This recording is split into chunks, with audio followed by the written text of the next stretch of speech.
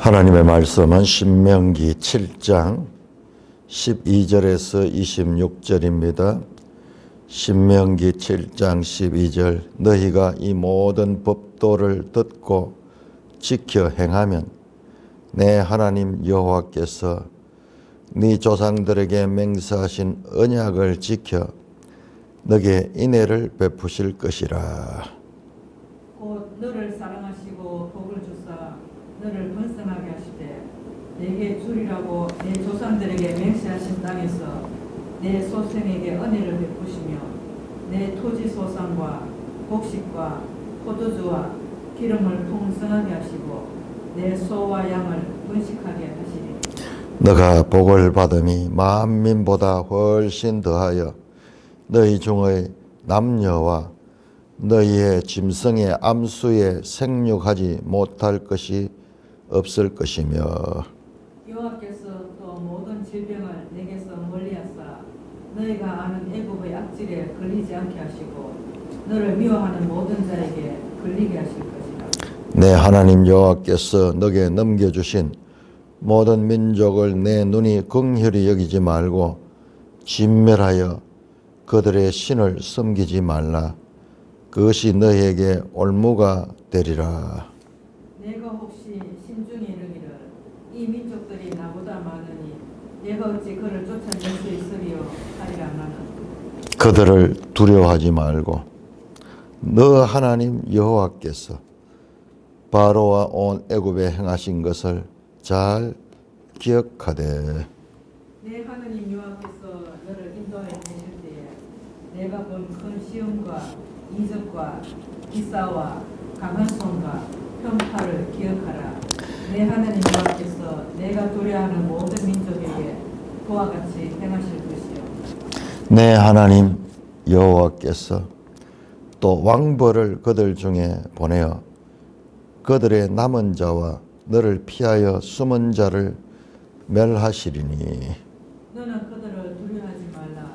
너희 하나님 여호와 곧 크고 두려운 하나님이 너희 중에 계심이니라. 내 하나님 여호와께서 이 민족들을 네 앞에서 조금씩 쫓아내시리니 너는 그들을 급히 멸하지 말라. 들짐승이 번성하여 너를 해할까 하노라. 내 하나님 여호와께서 그들을 내게 넘기시고 그들을 크게 혼란하게 하여 마침내 진멸하게 하시고 그들의 왕들을 네 손에 넘기시리니 너는 그들의 이름을 천하에서 제하여 버리라. 너를 당한 자가 없이 너가 마침내 그들을 진멸하리라.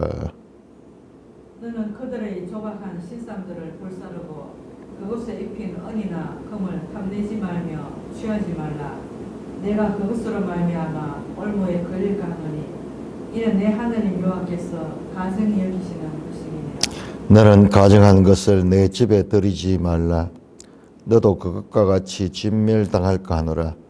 너는 그것을 멀리하며 심히 미워하라. 그것은 진멸당할 것입니다. 오 하나님 감사합니다. 우리 주 예수 그리스도의 이름으로 감사하며 기도드리옵나이다. 아멘.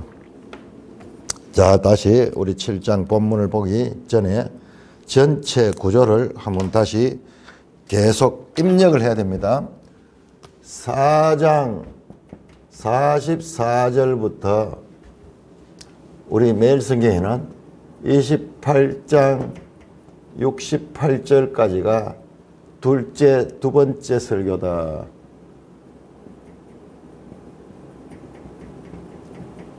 신명기 3번 설교 가운데서 두 번째 설교다. 저는 여기다 29장 1절까지 포함을 시켰습니다.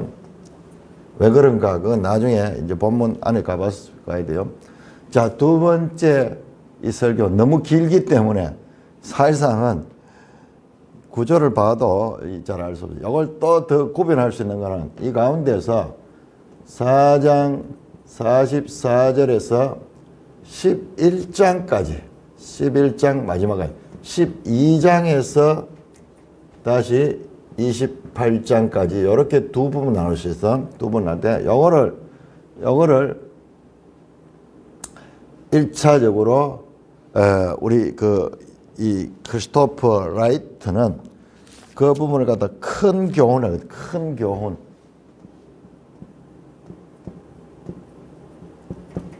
그리고 이 부분은 10계명 순서대로 되어 있다 그래요. 10계명을 해석하는 거예요. 10계명 해석. 더 정확하게 보면요. 26장 15절까지인가 뭐 그렇게 되어 있어요. 그 다음에 뭐냐. 26장 17절부터 이까지는 전부 다 복과 저주예요. 복과 저주.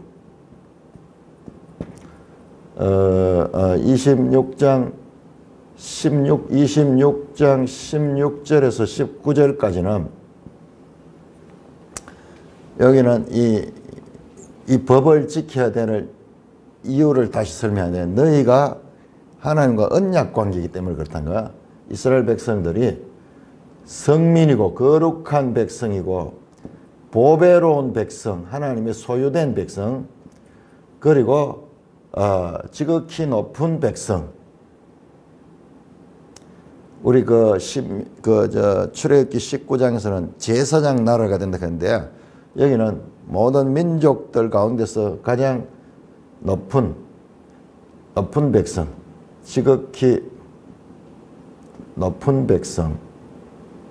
그러니까는 제사장 나라와 의미가 같아요. 제사장은 모든 국민을, 나라들을 대표하잖아요. 대표하듯이 세상 나라를 대표하는 것과 같은 지금 이 언약을 맺는 이스라엘 갑과 하나님은 지금 보세요. 계속 나오는 게 내 하나님 여호와, 내 하나님 여호와.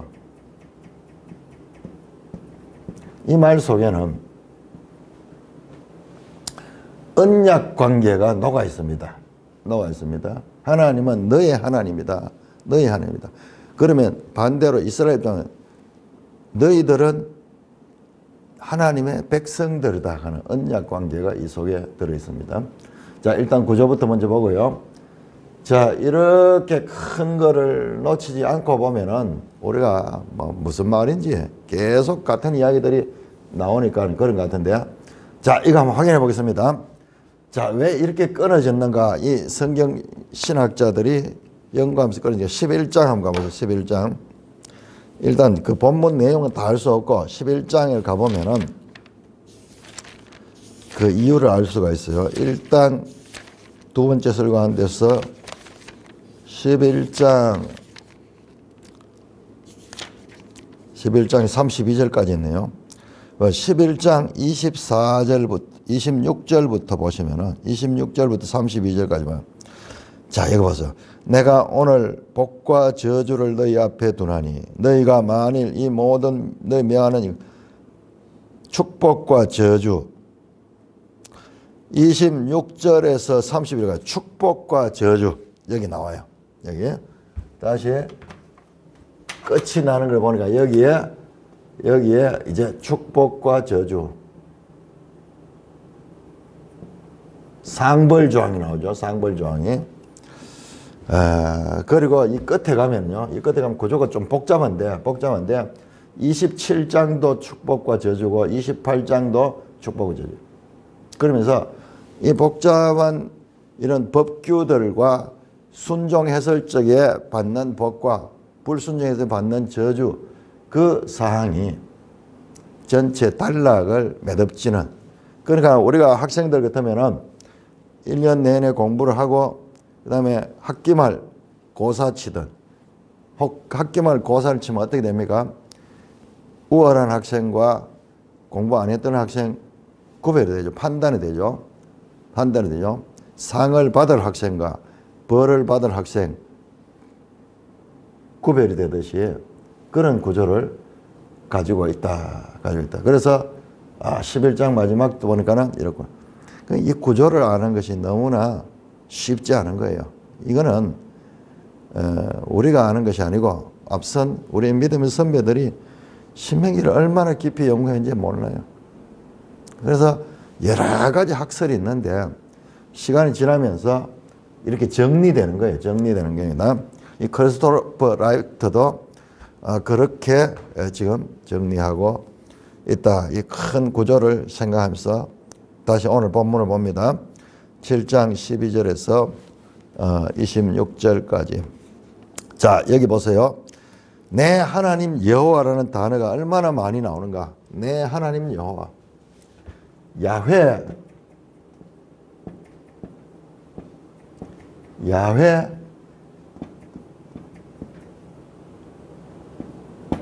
엘로이카. 너의 하나님 여호와. 너의 하나님 여호와. 그러면요, 이스라엘 백성들과 이 하나님 여호와는 다른 하나님이 아니고 이스라엘 백성의 하나님이에요. 이게 언약 관계죠. 언약 관계. 나는 너희 하나님이 되고 너희는 내 백성이 된다. 내 백성. 그래서 내 백성이 누구냐? 거룩한 백성들, 보배로운 백성, 소유된 백성, 그리고 지극히 세상 만민 가운데서 가장 높이 뽑는 백성. 왜? 거룩한 백성이야. 하나님의 백성이니까는. 이스라엘의 하나님이니까는 이스라엘은 하나님의 백성이야. 이게 하나님 나라잖아요. 우리 하나님 나라는 소위 마태복음에서 천국이라고 나오고 마가복음에 하나님 나라 나오는데 이 같은 말입니다. 그래 하나님 나라가 성경의 대주제예요. 대주제. 그런데 구약에 하면 이스라엘이 하나님의 나라예요. 하나님의 모델인 거예요. 모델인 거예요. 그러니까 이 호칭에서 이게 전부 어디서 생기는 거냐? 언약 관계에서. 언약을 통하여서 이 관계가 형성이 됐다. 그냥 마음대로 일방적으로 된 게 아니고 하나님께서 그 백성들과 언약을 맺고 지금 나오는 이 법들은 전 뭐냐? 언약 백성이 되었기 때문에 지켜야 될 법들입니다. 이걸 놓치면 안 돼요. 이걸 놓치면 안 됩니다. 왜 그러면 이스라엘 백성이 자기 마음대로 하지 못하고 하나님의 말씀에 순종했느냐? 결과적으로 그들은요, 하나님의 거룩한 백성, 암카도시이고, 그리고 보배로운 나라고 하나님의 소유예요. 하나님의 소유, 하나님의 소유. 기업을 하나님의 기업인 거예요. 기업. 세굴라, 암세굴라. 그 다음에 이 세상 나라, 이 일반 나라들과는 달리 지극히 높은 제사장 나라와 같은 그런 특별한 특권을 가지고 있는 특권. 그 특권을 가지기 때문에 하나님과의 백성이기 때문에 삶이 하나님 말씀의 법을 따라 살아야 된다. 이걸 놓치면 안 된 거예요. 이거 모르고 이게 보면은 왜 이렇게 까다롭게 사는데 막 이렇게 자유를 제약하느냐 막 그런 생각할 것 같지만은 여러분 자유가요. 하나님 백성의 자유는 마치 물고기가 물에서 나올 자유가 있어요. 물고기가 물에서 튀어나올 자유를 가지고 있으면요. 나오면 어떻게 될까요? 나오면 죽어요. 자유가 있어. 자기 자유대로 하면은 좋은데, 그래, 해봐. 나오면은 죽어버려. 그래서 하나님께서 자기 백성에게, 그러니까 언약이 중요한 거예요. 이 모든 것은 하나님과 백성과의 언약 관계 속에서 나타난 거예요. 그래서 1절도 보세요. 12절, 7장 12절, 너희가 이 모든 법도를 듣고 지켜 행하면, 이 법도는 하나의 이 율법이죠. 내 하나님 여호와께서 내 조상들에게 맹세한 언약을 지켜 내게 인애를 베푸실 것이다. 야, 이거 한번 보세요. 1절 한마디에도 엄청난 의미인데, 자, 법도죠, 법도. 지금 율법이죠, 율법. 율법과 언약 두 개가 한 절에 나왔습니다. 율법과 언약. 자, 이게 얼마나 중요한지 사도 바울이 와서 계속 로마서, 갈라디아서 설명하는 게 이 부분이에요. 이 부분이요. 그냥 사도 바울이 그 이론적으로 나온 게 아니고 구약 성경 전체를 받는. 그러니까 이 부분을 바르게 이해하는 게 너무 중요한 거예요. 자, 율법과 언약. 자, 언약의 결과 인애를 베푼다. 인애라고 나오는데 인애, 이게 헤세드. 헤세드, 언약, 베리트. 그 다음에 율법, 토라트.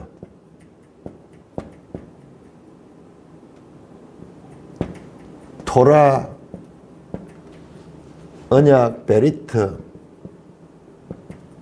그 유명한 헤세드. 사랑이죠. 그리고 우리 성경 번역에 인애, 긍휼, 사랑, 뭐 자비, 뭐 이런 식으로 번역이 많이 다르게 돼 있어요. 맥락에 따라서. 그런데 자, 언약의 결과는 헤세드, 사랑과 긍휼과 자비예요. 율법의 결과는 율법에 관한 심판이에요. 심판. 그렇지만 이 율법보다도 하나님의 자비가 더 큰 거예요. 더 큰 개념입니다. 그러니까 언약과 율법의 관계를 우리가 계속 이거를 기억해야 됩니다. 이게 전부 언약이에요. 언약 속에 율법이 있는 거예요. 이것만 보고 이것이 하나님이라고 생각하면은 욥의 세 친구들, 여기는 전부 다 인과응보 조건이에요. 조건.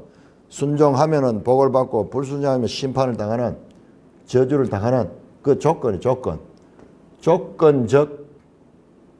자, 그런데 이거는 언약은 뭐냐? 헤세드예요. 무조건. 여기에 이거는 하나님의 속성이에요. 하나님의 속성. 언약. 율법은 이 세상의 하나의 원료 같은 거예요.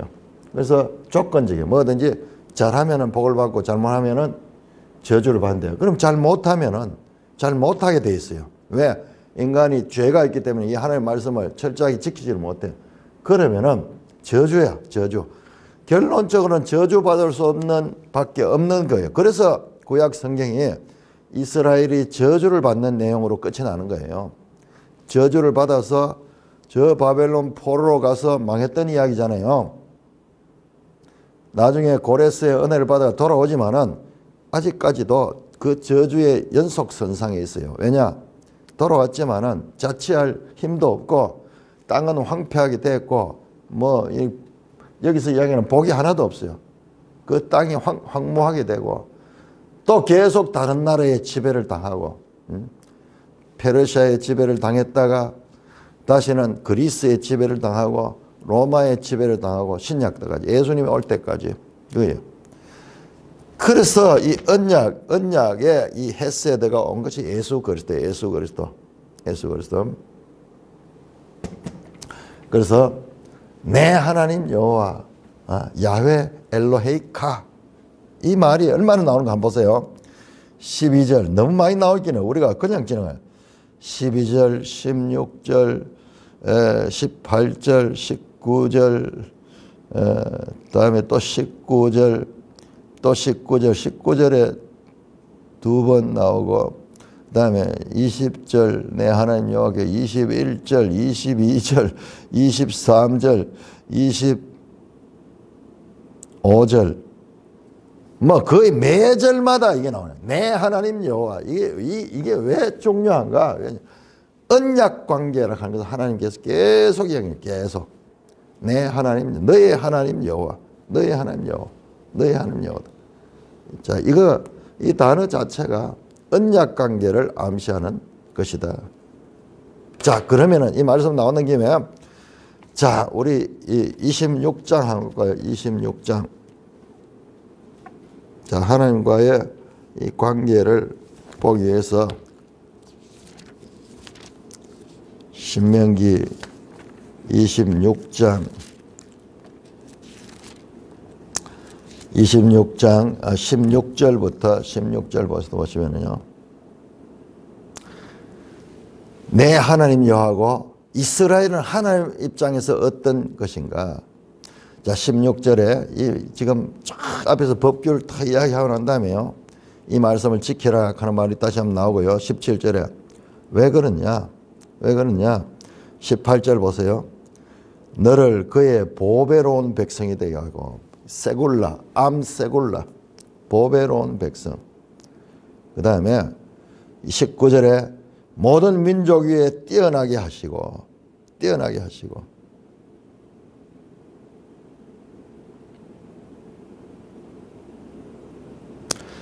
그 다음에 이 찬송과 영예를 받고 내 하나님 여호와의 19절 마지막에 성민 암 카도시 하나님의 거룩한 백성. 우리말로 어떤 데는 그냥 성민 한자로 이렇게 표현하고 어떤 데는 거룩한 백성 이렇게 또 다른 것인데 원어가 같아요. 같습니다. 그와 같은 관계. 하나님의 보배로운 백성, 하나님의 거룩한 백성, 하나님의 이 모든 민족 위에 뛰어나게 한 엘리온의 백성, 지극히 높은 백성. 이 지극히라는 단어는 성경에서 하나님께 붙이는 단어예요. 지극히 높은 자가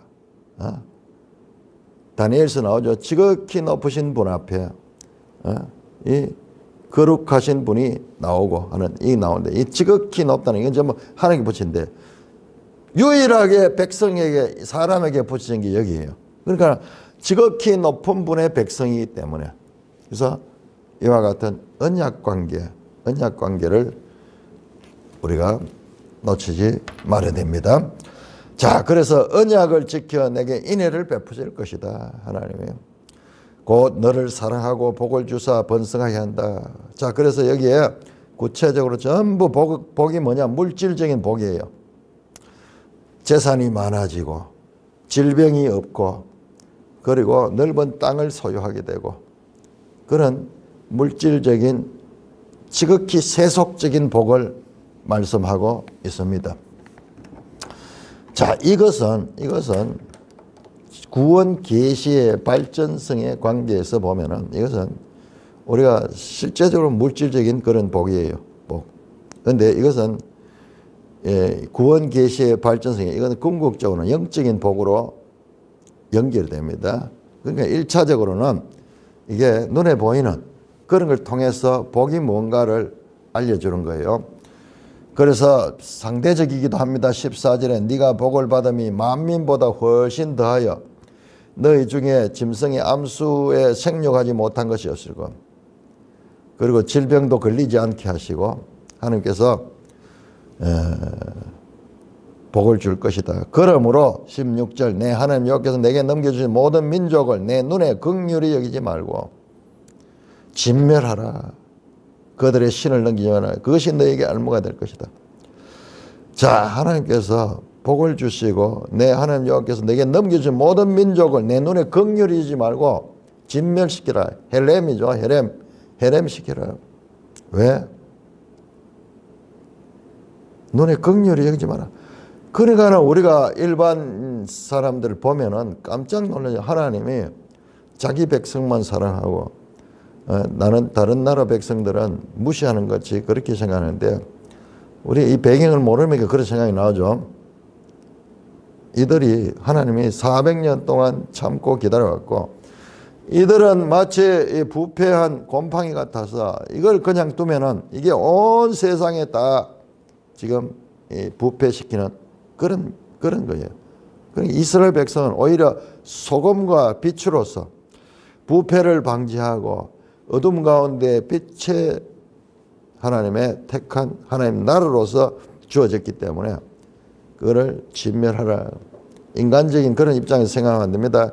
하나님의 관점에서 온 세상을 지휘하시고 통치하시는 하나님의 관점에서 말씀한다. 여기 진멸이라는 단어가 그것을 더 나타내고 있죠. 진멸은 그냥 우리 인간의 파연은 아닙니다. 하나님께 온전히 바치는 것, 말씀의 전적인 순종입니다. 진멸이라는 단어가 앞으로도 여러 번 나옵니다. 자, 17절 네가 혹시 심중에 이르기를 이 민족들이 내보다 많으니 그렇죠. 17장 1절 나오죠. 더 수도 많고 힘이 센 민족이잖아요. 그러니까 인간적으로 그들을 보면 두려워할 수밖에 없어요. 그래서 내가 어찌 그들을 쫓아낼 수 있으리 하리마는 하나님 말씀은 그들을 두려워하지 말라. 두려워하지 말라. 계속 두려워하지 말라는 말이 반복해서 나옵니다. 왜냐? 내 하나님 여호와께서 이 싸움의 주인이기 때문에 그렇다. 이 전쟁이 하나님이 전쟁하는 거기 때문에 이 전쟁은 하나님께 족한 거룩한 전쟁이다. 거룩한 전쟁. 계속 그 강조합니다. 그래 이거를 그냥 우리가 세상적인 그런 관점에서 보면은 도저히 이해할 수 없습니다. 이 이스라엘의 전쟁은 하나님의 전쟁이에요. 하나님의 전쟁. 하나님께서 지금까지 인도해 준 거 기억하면은 너희가 믿을 수 있지만은 그걸 잊어버리면은 눈앞에 보이는 현재 보이는 저 강하고 수많은 이 대적들을 두려워하게 될 것이다. 그래서 계속 강조합니다. 19절 내 하나님 여호와께서 너를 인도해 낼 때 네가 본 큰 시험과 이적과 기사와 강한 손과 편팔 이게 뭐야? 전부 하나님이 하시니 하나님이 하시니 그거를 기억해야 돼. 하나님을 기억해야 돼. 네 하나님 여호와께서 네가 두려워한 모든 민족을 그와 같이 행하실 것이요 네 하나님 여호와께서 또 왕벌을 그들 중에 보낼 것이다.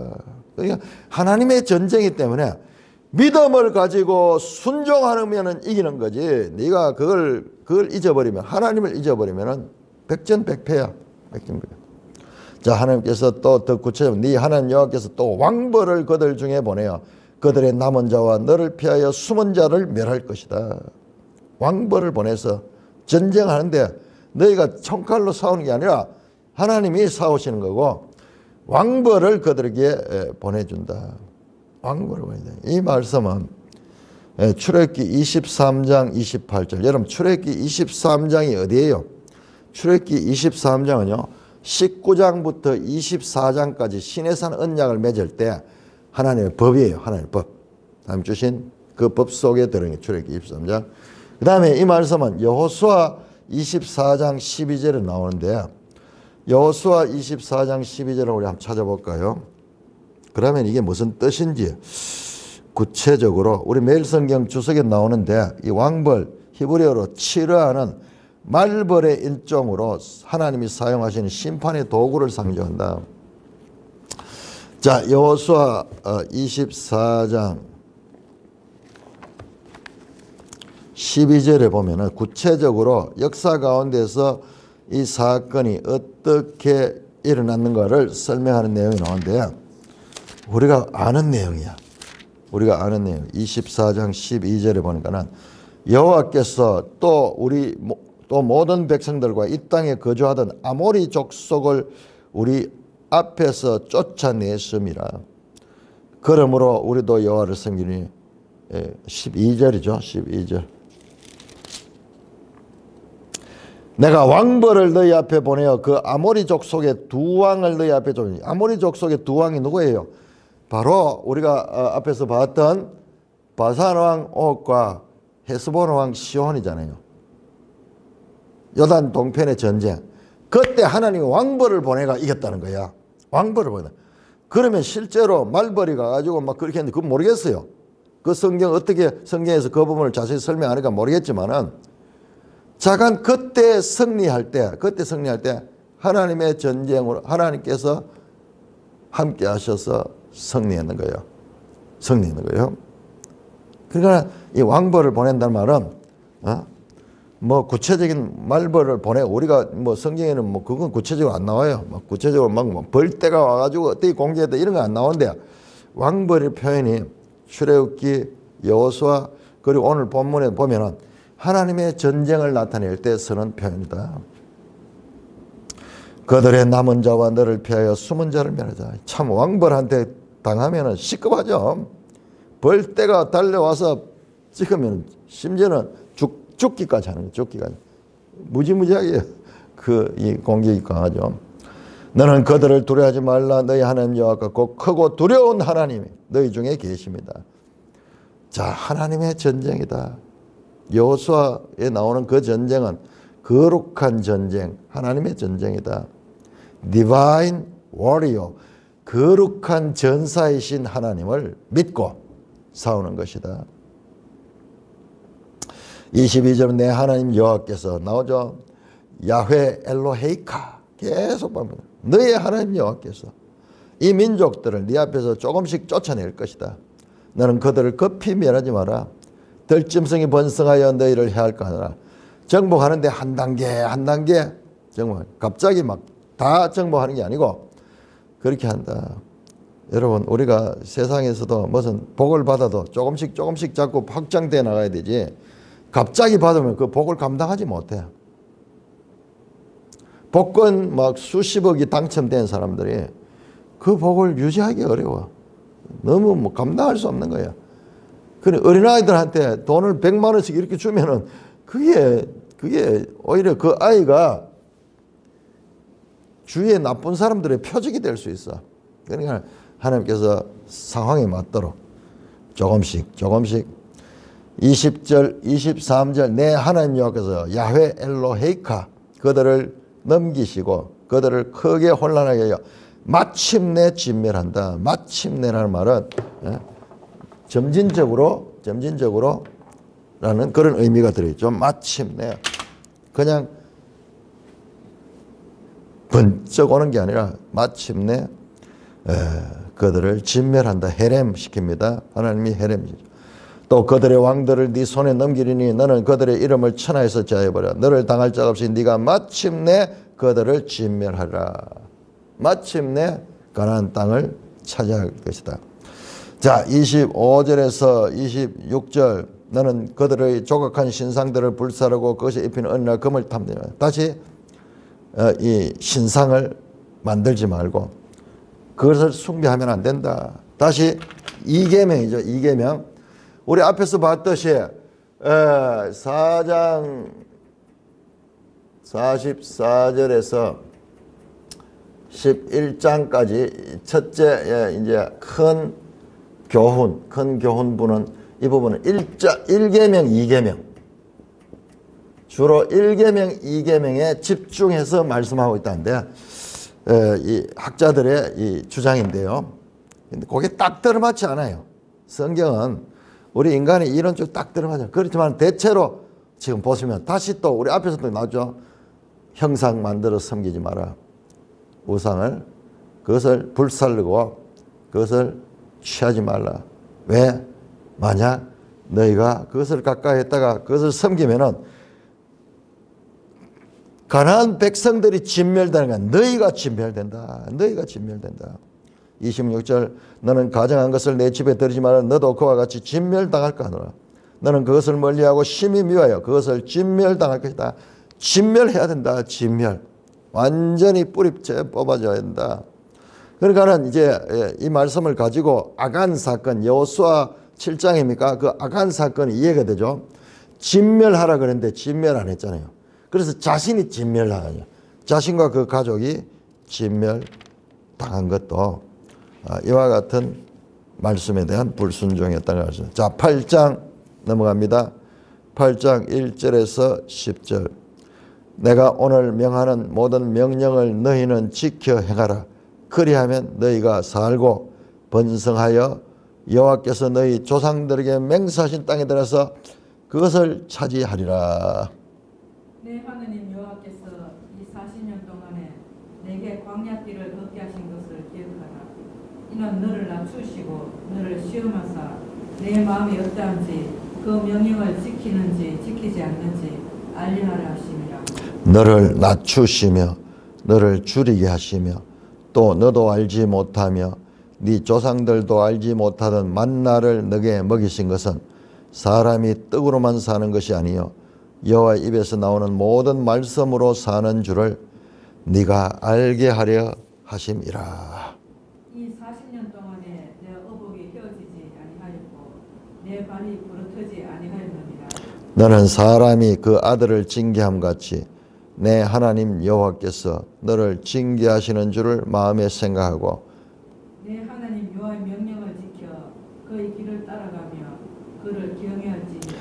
내 하나님 여호와께서 너를 아름다운 땅에 이르게 하시리니 그것은 골짜기든지 산지든지 시내와 분천과 샘이 흐르고 밀과 보리의 소산지요 포도와 무화과와 석류와 감람나무와 꿀의 소산지라. 너가 먹을 것에 모자람이 없고 너게 아무 부족함이 없는 땅이며 그 땅의 돌은 철이요 산에서는 동을 캘 것이라. 네가 먹어서 배부르고 내 하나님 여호와께서 옥토를 내게 주셨으므로 말미암아 그를 찬송. 자, 지금 읽었는 내용도 한번 보세요. 전부 내 하나님 여호와, 내 하나님 여호와, 야훼 엘로헤이카, 야훼 엘로헤이카, 전부 하나님의 주권적 믿음으로 순종만 하면 되는 이 전쟁이다라는 것을 말합니다.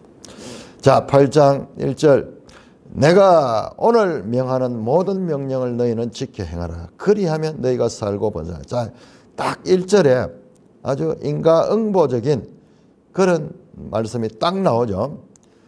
순종하고 지키면, 그리하면은 네가 복을 받고 그 땅을 차지하게 될 것이다. 행위에 대한, 조건에 대한 보상으로 나오죠. 보상으로 나옵니다. 그래서 율법은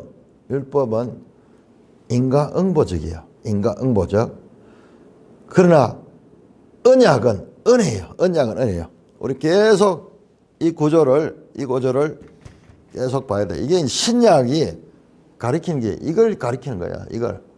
우리가 이 본문만 보고는 막 뭐 언약이 나왔다가 법이 나왔다가 헷갈리는데 그 속성들이 사도 바울이 와서 저거를 정리해내는 거예요. 정리하는 거예요. 그것이 그렇게 중요한 거예요. 그러면은 하나님 뜻을 알게 돼요. 아, 구약의 그 하나님, 신약의 하나님 같은 하나님인데 어떻게 이 변화가 있는가. 이게 하나님이 그 역사 가운데 지금 여기는 물질적 복만 나오지만 우리 신약에 오면은 그런 말씀 없잖아요. 오히려 가난한 자가 복이 있다 이런 나오잖아요. 도대체 앞뒤가 도무지 안 맞잖아요. 도무지 안 맞아요. 그리고 실제 사도들 삶을 보면은 아니 전부 다 이 사도들이 순교를 당하고 이랬으면은, 그러면 구약에는 뭐 오래 살고 복 받는다가 되면 신약에 예수님 제자들조차 다 단명하고 그리고 고난을 당하고, 이게 모순이 아니라 이건 초등 차원이라, 초등 차원. 여기는 궁극적인 목적의 차원입니다. 그래서 하나님의 구원 계시가 발전적이다. 보이는 곳에서 보이지 않은 것으로 점진적인 발전이 있는, 이걸 못 보니까는 늘 헷갈리는 게 성경이. 뭐 여기서는 뭐 이렇게 하락하고 여기서는 또 이하고 그렇게 하는데 그러니까 평생 성경을 읽어도 이해를 못 하는 거예요. 늘 헷갈리는 거예요. 구약이 뭐고 신약이 뭐고. 이 관통하는 구원 계시의 발전성을 모르면은 그 자리에 빠지는 거예요. 그래서 욥기도 그걸 가리키고 있는 거예요. 욥기도. 자, 이건 지금 욥기에 나오는 그 신학자들인 그 친구들의 이야기. 이것만 강조해요. 이것만. 그러나 우리가 앞에 봤죠? 예? 그러나 하나님 여호와께서 너희를 다시 그 저주받은 땅에서 돌이키고 회복하시고 다시 순종할 수 있게 하실 것이다. 그 언약에 의해서. 자, 그런 내용들이 여기 깔려 있는 것을 봐야 됩니다. 그러니까 성경을 전체적으로 옳게 보면은 이 두 가지를 볼 수 있는데, 지금 이 율법부만 보면은 인과응보적이고 조건적인 그런 거 우리 귀에 속속 떨어져. 딱 기계적으로 정리가 되잖아요.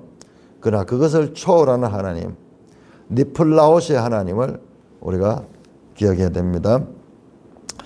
자, 네 하나님 여호와께서 이 40년 동안, 자, 여기에서 단순히 기계적인 조건에 맞추면 복을 주는 그 말씀이 일절에 나왔지만은 이제 좀 더 복잡한 내용이 나와요. 좀 더 복잡한 내용.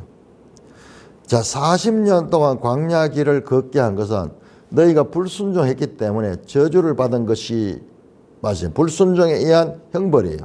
근데 그 형벌 속에서조차도 하나님 뜻이 있어. 그냥 일방적으로 잘못했기 때문에 징계하는 것으로 우리가 보지만은, 그러나 그 속에 징계 자체의 교훈이 있어. 그래서 징계의 훈육, 징계를 통한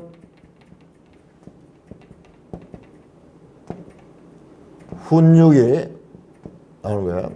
이게 아주 중요합니다. 욥기에도 이 내용이 많이 나왔습니다.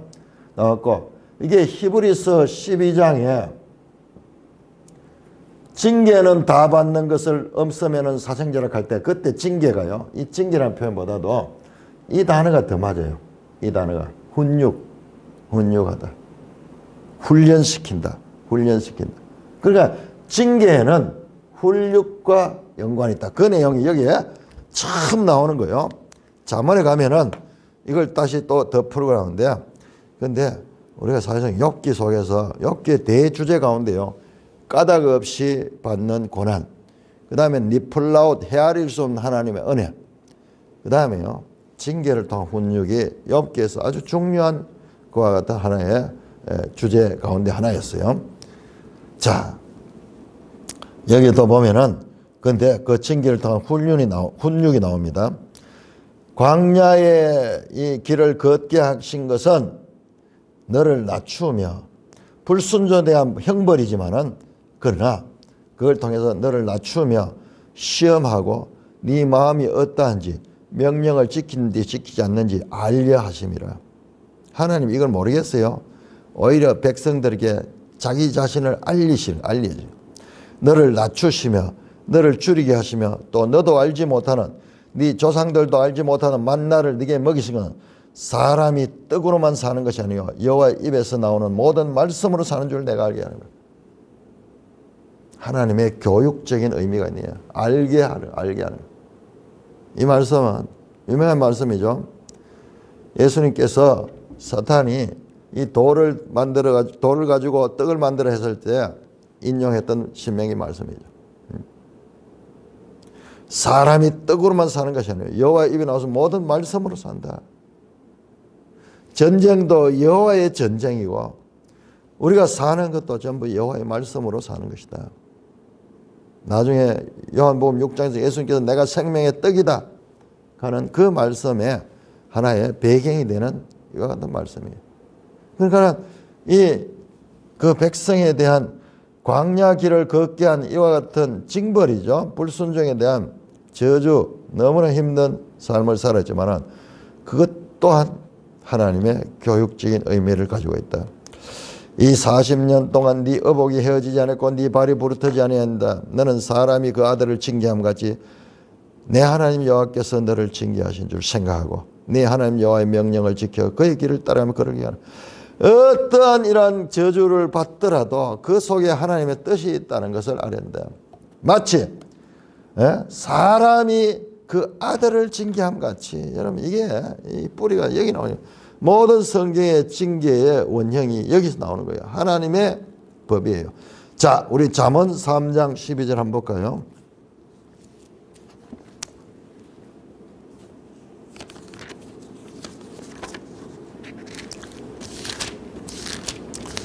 잠언 3장 12절 11절부터 봐야 되겠네. 내 아들아 여호와의 징계를 경히 여기지 마라. 그 꾸지람을 싫어하지 마라. 대저 아버지가 그 사랑한 자를 징계하신 같이 마치 아비가 그 기뻐하는 아들을 징계함 같이 하느니라. 지금 이 잠언 말씀이 지금 여기서 나왔죠. 여기서 나왔죠. 자, 이것이 우리 욥기에서 엘리후의 말에서 이게 자세히 나왔어요. 징계할 적에 하나님께서 너 귀를 열어준다. 귀를 열어준다. 자, 우리 한번 확인해 볼까요? 자, 욥기 36장, 33장부터 한번 볼까요? 욥기. 그런데 내가 그 엘리후를 이야기할 적에 엘리후에 대해서는 그 친구들과 좀 다르게 이야기했죠. 엘리후의 부족한 면도 있지만은 이 징계에 관한 가르침은 엘리후의 가르침이 가장 체험적이고 그리고 하나님의 뜻에 합당합니다. 자, 33장 15절. 33장 15절. 사람이 침상에서 졸며 깊이 잠들 때나 꿈이나 밤에 환상을 볼 때 그가 사람의 귀를 여시고 경고로서 두렵게 한다. 이는 사람에게 그의 행실을 버리게 하심이며 그의 사람의 교만을. 자, 귀를 연다는 건 하나님의 말씀을 듣도록 한다는 그 의미입니다. 19절에 보시면은 혹은 사람이 병상의 고통과 뼈가 늘 수심에 징계를 받으면 자, 이와 같은 것은 들어도 듣지 못하는 할례 받지 못한 귀를 열어주는 그런 역할을 한다는 것을 말씀합니다.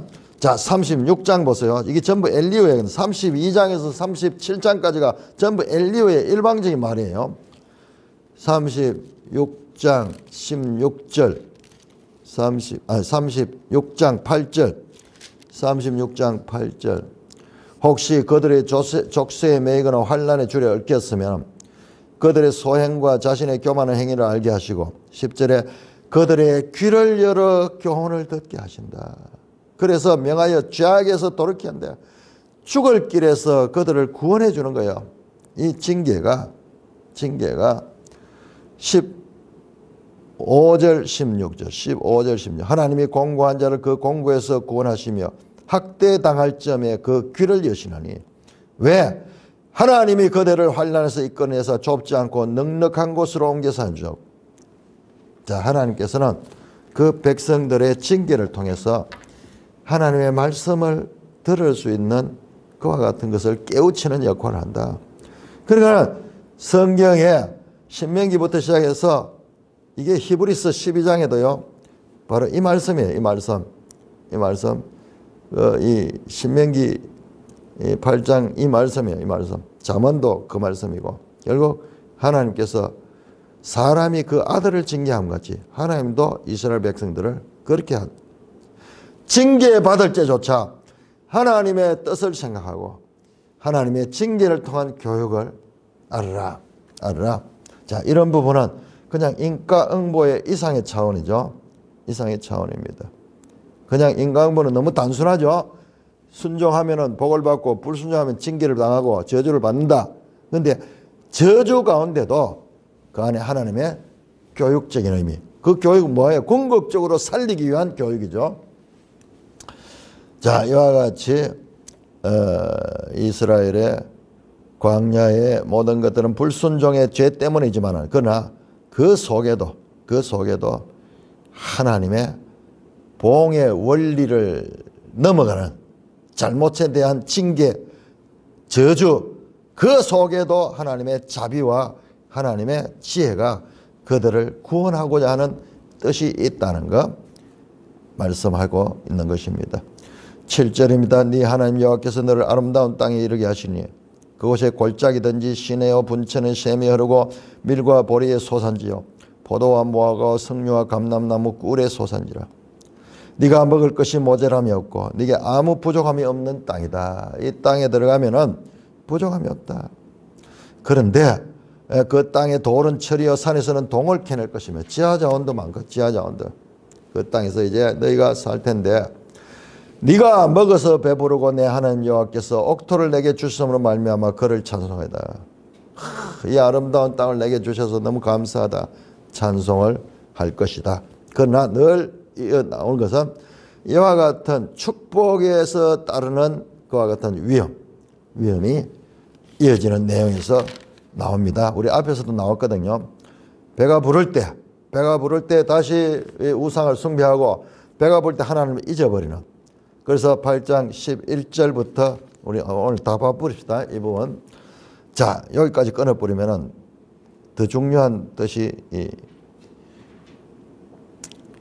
사라지니까요. 자, 8장 11절. 내가 오늘 네게 명하는 여호와의 명령 법도와 규례를 지키지 않고 네 하나님 여호와를 잊어버리지 않도록 삼가라. 그러니까 배부르고 이제 그 땅에 가서 이제 안정되니까는 이제 이 위험한 포화 상태가 주는 위험을 말씀합니다. 네가 먹어서 배부르고 12절 아름다운 집을 짓고 거주하게 되며 네 소와 양이 번성하며 내 은금이 정수하며 내 소유가 다 풍부하게 될 때에 네 마음이 교만하여 네 하나님 여호와를 잊어버릴까 염려하느라. 여호와는 너를 애굽 땅 종되었던 집에 이끌어내시고 너를 인도하여 그 강대하고 위험한 광야 곧 불뱀과 정갈이 있고 물이 없는 간조한 땅을 지나게 하셨으며 또 너를 위하여 단단한 반석에서 물을 냈으니. 지금 역사를 다시 한번 쭉 향이라.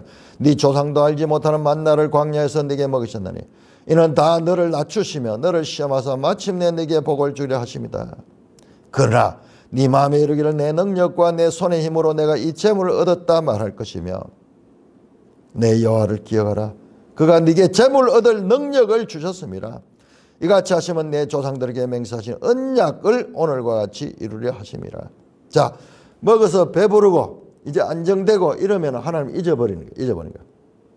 그때 이렇게 기억해야 한다. 지금까지 역사 가운데서 이끌어 주신 저 애굽에서 종살이 하던 데서 강한 손과 편팔로 그들을 구원하시고 홍해를 갈라 구원하시고 광야를 지나서 만나를 주고 기적을 통해서 이끌어 주신 그 하나님을 잊어버릴까 염려한다. 그래서 8장 말씀은요, 기억하라, 잊지 말라, 잊어버린다. 계속 그 말씀이 반복되어서 나오고, 자, 그 모든 이 하나님이 광야 삶을 살았던 것은 여기 16절에 또 반복되어 나오거든요. 네 조상들이 알지 못한 광야를 만나를 광야에서 네게 먹이시더니 이는 다 너를 낮추시며 너를 시험하사 마침내 내게 복을 주려 하십니다. 그러나 그럼에도 불구하고 너희가 마음에 이게 전부 다 내 능력과 내 손으로 내 힘으로 이 모든 아름다운 땅을 정복했다. 그렇게 교만하게 말하게 될 것이다. 그러나 하나님을 기억해라. 그가 네가 능력이 있으니까 하나님이 재물을 얻을 능력을 너에게 준 것이다. 하나님이 이같이 하시면 네 조상들에게 맹세하신 언약, 하나님의 이 언약 때문에 너에게 율법적인 복을 줬지. 그런데 그걸 잊어버리고 이 교만해서 다시 그 땅에서 하나님을 잊어버리게 되는 포화 상태의 위험. 이게 우리 인간의 삶이 늘 그런 거죠. 이스라엘 백성에도 포화 상태가 됐을 때 4장 25절에서 나왔던 축복의 위험과 같은 거예요. 축복을 받으니까는 그때 하나님을 잊어버리고 자기가 드러나면서 넘어지게 되는 그런, 우리 개인 인생도 마찬가지죠. 개인 인생도 똑같이 하나님이 큰 복을 주실 때마다 더 낮아지고 하나님을 기억하고 이 모든 건 하나님이 하셨다 그러면 하나님을 찬송해야 되는데, 그러나 인간의 이 죄성은 이 모든 광야의 이것을 보응적 원리로 해석하거든요. 보응적으로. 어떻게? 내가 얻었다. 내가 열심히 노력했기 때문에 이와 같은 복이 왔다. 보응적 원리로 하나님의 복을 그렇게 생각한, 그렇게 하면은 교만해지는 거죠. 내 능력, 내 재능이 아니라 하나님의 능력과 은혜의 결과다. 보응적 원리를 초월하는 기이하신 니플라옷의 하나님의 은혜로 말미암아 되었다는 것을 지금 강조하고 있는 거예요. 계속 이와 같은 포화 상태가 되고 축복을 받을 때 교만해서 위험하게 되는데요. 가나안 땅에 들어가서 그렇게 될 것을 미리 지금 말씀하시면서 계속 그것을 가르칩니다. 19절 만일 내 하나님 여호와를 잊어버리고 다른 신을 따라 그들 섬기며 절하면 내가 너에게 전가하니 너희는 반드시 멸망할 것이라. 여호와께서 너희 앞에 멸망시킨 민족들과 너희도 멸망하니 이는 너희가 너희 하나님 여호와의 소리를 청정하냐. 보세요. 자, 이게 8장을 보시면 이 구조를 하나 내가 말씀드릴게요. 성경이 어떻게 구조가 되어 있는가.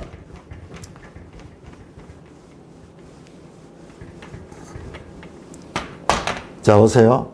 낮추시며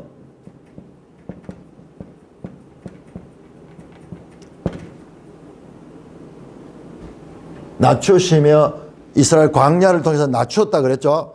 이게 어제 나옵니까? 2절에 나오네. 2절에 내 하나님 여호와께서 광야에서 낮추시며 시험하며 그렇게 말씀했죠. 자, 16절도 보세요. 16절. 여기 2절에 나오고 16절 낮추시며 시험하사 16절에 나오죠. 16절에 나와. 그 다음에 진멸하지 아니하면 너희가 진멸당한다. 상대방에게 진멸해야 될 건 너희가 진멸되죠. 그 다음에 그들이 멸망당한다.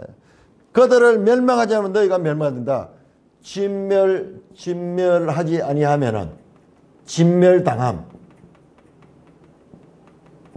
이게 어디 나옵니까? 8장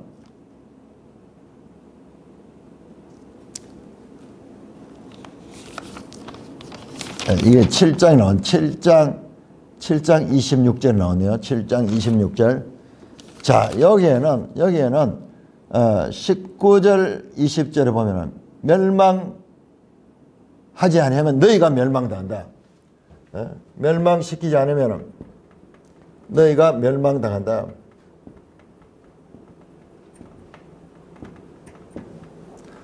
자, 이런 것들이 낮추시면 나왔다가 또 동일하게 나오죠. 이게 교차대꾸예요. 교차대꾸. 그러니까 우리가 읽을 적에 이 앞에서 또 나오는데 뒤에 또 같은 이야기 나오거든요. 그러니까는 계속 뭔가 이 말이 반복되고 중언부언하는 것 같은데 중언부언해라. 이런 교차대꾸를 이루고 있어. 더 정밀하게 보면요. 아주 엄격한 교차대꾸를 이루고 있는 구조를 가지고 있어요.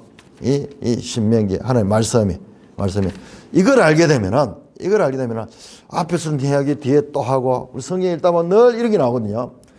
아, 그렇구나. 이게 지금 교차대꾸를 지금 가지고 말씀하는구나.